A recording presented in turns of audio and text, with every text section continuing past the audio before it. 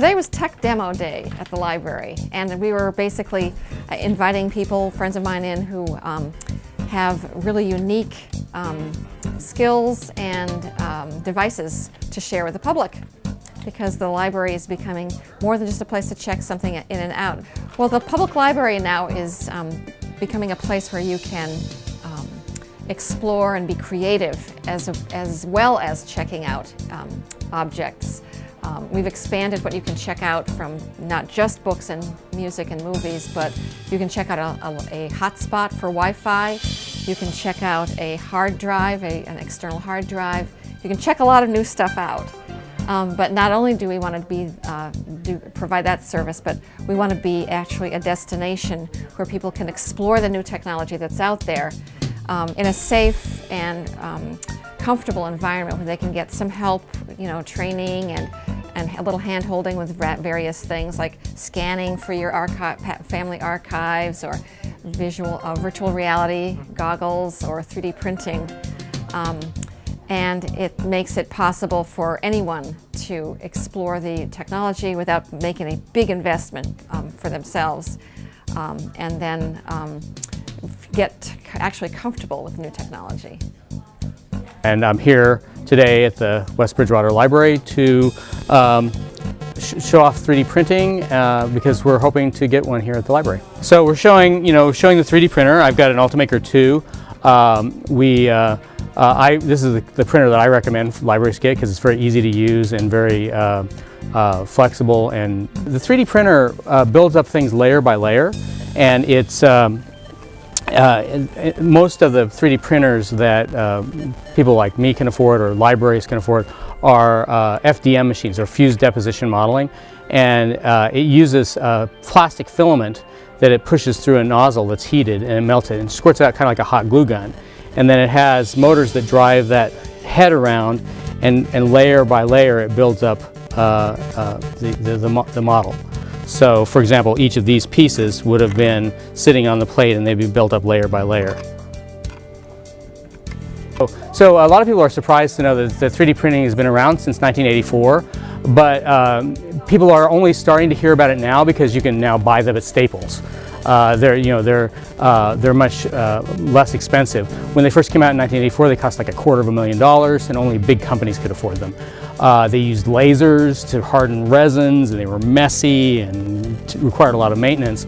But now you can buy a printer that's just completely maintenance-free, and you can just stick your model in and print it out. That was made possible by the fact that a guy in England decided to open source designs for a printer that could be printed by other 3D printers.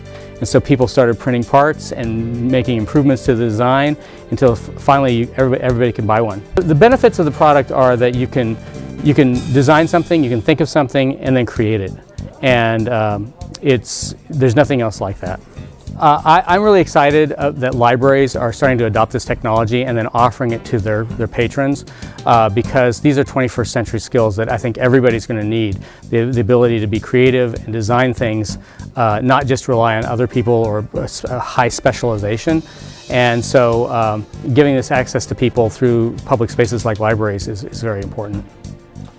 Some of the things are designed, like this was an exercise in mathematical modeling, and I showed that you could take a simple shape and then rotate it and make like a cup. This chess piece was designed by my daughter in an online program called Tinkercad, which is free, and you can go sign up for a free account there.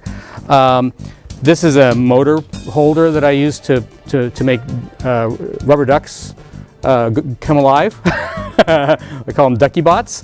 And I've added LEDs to this octopus, which is a design I downloaded online. And then this is a scan of me that I got at a library, at the Newton Library. They have a 3D scanner, and they scanned me, and I was able to print that. Yeah. The world is changing so quickly that it's important to stay pretty much on top of things. And that's not to say that the old ways of doing things aren't really good too. I mean, we're always going to be a place where you can borrow a book. We really believe in print, the value of print, and the value of writing. But in addition to that, technology is just an integral part of life in today's times. And it just seems important to have a place where anyone in the public can have access to the new technology and learn new skills. And the funny thing is, things are becoming easier and easier to use. Software is becoming much more adaptive and user-friendly. So we're trying to keep people open to the exploration of new things. I feel that things are becoming smaller, cheaper, more intuitive, and then there's also just the integration of reading, manipulatives, ability to connect with the outside world. Those are the big three, it seems to me, the ease of use, and then the integration, and then the connectivity. My organization is called Gaming Forward, and the idea is we use games as a way of growing education, civic engagement. So we're presenting, this is the Vive virtual reality headset. So it does virtual reality as well as room tracking. So it tracks your hands and your head, and you can walk around the room and it will track where you're walking around as well. The interesting thing is a lot of it's very, the initial part is very simplistic. It's actually just two computer monitors really close to your face, but now we have the technology to make them small enough that we can do that, and because of how our eyes work, two of them really close make it seem like there's one, and then with that, it checks the your face and your hands and where you're moving around. This is made by HTC, which are the phone people, and their major competitor, Oculus, the Oculus Rift, is actually owned by Facebook. So they've now reached all of these major mainstream companies. It's still really in the enthusiast phase, where you need an expensive computer and the space to do all of this. But we're really reaching the point where it's getting to the people. The benefits are innumerable, really. This is being used, we're talking, it could be used for sports, concerts. It already has, actually, where people do virtual concerts, where all you need to do is set up a 360-degree camera, and then anyone can see what's going on. We're looking to the public to support us in this new endeavor.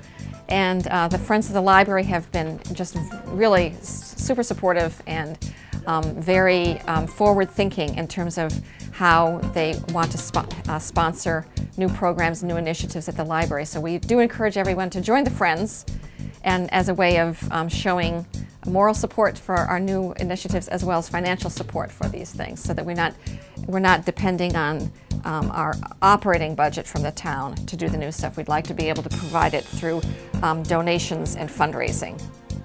So come to the library and see what's new.